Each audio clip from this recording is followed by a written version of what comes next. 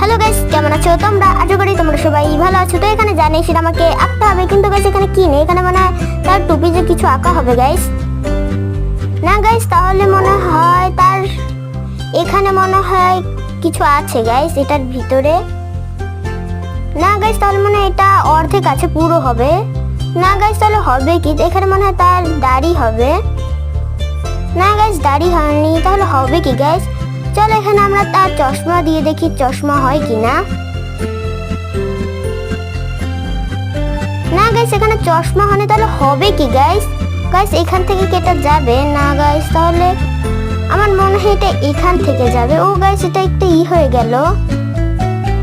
যাই হোক গাইস, তো এখানে এখানে আমার মনে হয় তার আরেকটা চোখ হবে, কারণ চোখটা ঢাকা রয়েছে চুলের কারণে।